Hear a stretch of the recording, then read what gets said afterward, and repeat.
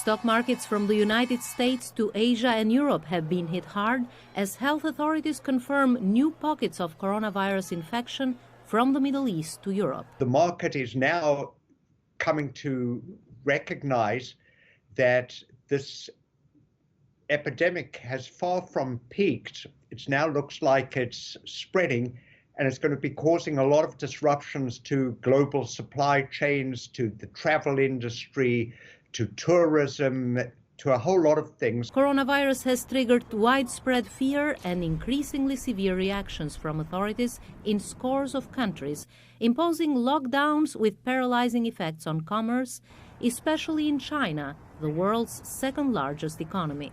What we have in China is a situation where 150 million people are locked down.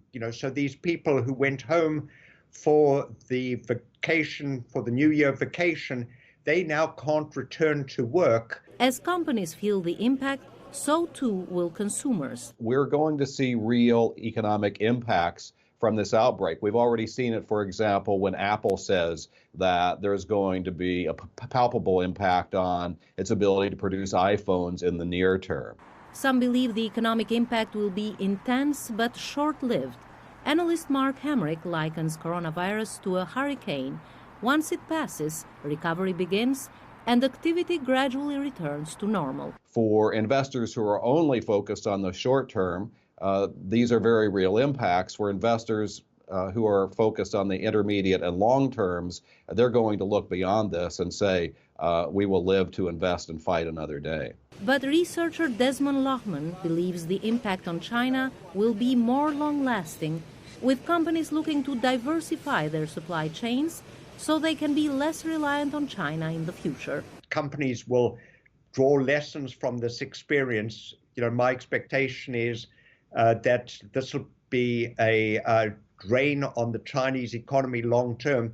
It's not going to look that attractive for foreign investment. Coronavirus won't be the last economically disruptive pathogen to spread across borders and continents.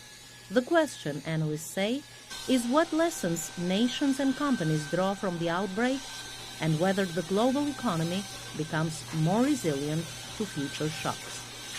Ardita Dunelari, VOA News, Washington.